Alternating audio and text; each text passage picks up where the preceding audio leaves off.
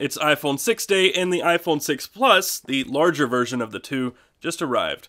I'm Taylor Martin, this is Pocketnow, and this is our iPhone 6 Plus unboxing. So this is it. This is the iPhone 6 Plus, the larger brother to the iPhone 6, but it's pretty much what people have been begging Apple for years now, because this thing is tiny. This is the iPhone 5, and if you see in my hands, it looks just like a toy. It's so small. So everyone has been asking Apple for a larger iPhone, and as you can tell from the size of this box, that's exactly what we got. We got two versions this year, the iPhone 6, which is 4.7, and this one, which is the iPhone 6 Plus at 5.5 inches. So let's get in the box and see just how big this new iPhone is. I do have a little cutting tool right here that I like to carry on my keychain. Let's get in. I do know one thing about this box already. I have not opened this, clearly. All the seals are still closed. But I do know that there's no branding or no image on the box this year. It's just a little embossed or an outline of an iPhone, but no iPhone image, which is new. But as you can see, just going around the box, it's exactly what we can expect from Apple. Very plain, very toned down packaging, and of course it's wrapped in plastic. So let's get that cut open really quickly, see what's inside the box. I bet everyone can already guess what's in the box.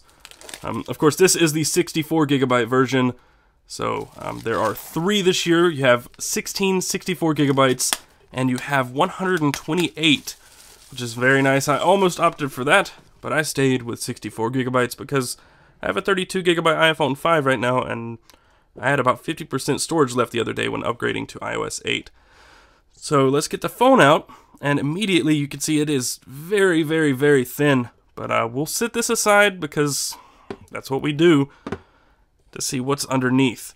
So of course you have your little pull tab, which reveals this little pamphlet with all your stuff inside, your reading materials that I can't manage to get open, your leaflets, your stickers, and all of that. But unfortunately, this iPhone 5 or iPhone 6 Plus from Verizon does not come with a SIM removal tool.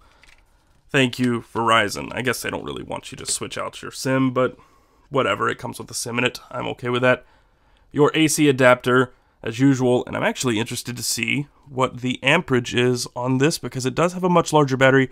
It is still just 1 amp. I don't know if you can see that. It's still 1 amp, but this phone does have a much larger battery. It's almost 3,000 milliamp hours. Of course, we also have your standard lightning cable right here. Nothing fancy there. And your earpods. Unfortunately, these are not the bone-conducting earpods we heard about just a few days ago. These are just your standard earpods with their nice casing. They work in a jam. I don't like them, but whatever. And that's it. There's nothing else underneath that. So this is the iPhone 6 Plus, and as you can see, it's actually a nice size for my hands, which is very nice for me. I've been cramped on the iPhone for such a long time. But let's get the plastic off. Just I don't ever get these noisy plastics anymore. I guess they stopped doing that, didn't they? No noisy plastics. They're all nice and clean. They pull off silent. But I'm not your Michael Fisher. I don't zoom in for that. As you can see on the left side here, you have your volume rocker as usual, but these are elongated buttons. So they're very thin and elongated. They feel really nice. And then you have your mute switch there for toggling on mute and your vibrate. And your power button has been moved to the right edge. So it's no longer on the top. That's because it's too big, too hard to reach. They moved it to the right edge, which you've seen a lot of other manufacturers do as phones got larger. There is your SIM tray just below the power button. And of course, along the bottom, you have your speaker, your lightning, and 3.5 millimeters. Around the edges, that's all you get. So nothing major there. But around back, there are a few things to note. You have your separated plastic lines, or I think they're polycarbonate, for your antenna separation. And then you have your camera module, which, for the first time ever, is raised. So it's not flush with the back of the phone. Some people aren't very happy about that. Inside this time, you still get 1 gigabyte of RAM, so no improvement there. I've already told you 16, 64, and 128 gigabytes for storage.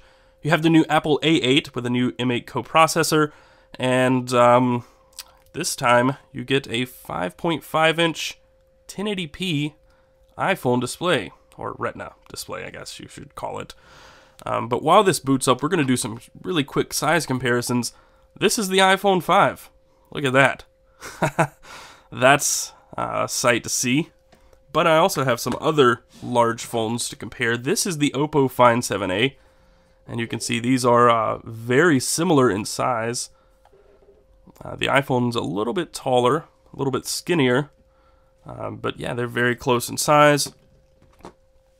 And this is the Ascend Mate 7, so this is a 6-inch display with very, very little bezel around the screen. But let's jump through this setup and get you a close-up of the display. So here we have it with it all powered on and jumped through all the settings. I didn't download any apps or anything, but you can see just how clear it is. I don't know if you can see it on, I don't know if the camera does it justice. But yeah, it looks very nice. Same kind of saturation and pop you get out of a normal iPhone display, or the ones we've been used to over the years. But yeah, it looks really good. It looks really nice, and it's very nice to finally have an iPhone in a size that fits my needs. So stay tuned for the full iPhone 6 Plus review, as well as some comparisons and other content right here on the Pocketnow channel. Until next time, I'm Taylor Martin, and thanks for watching.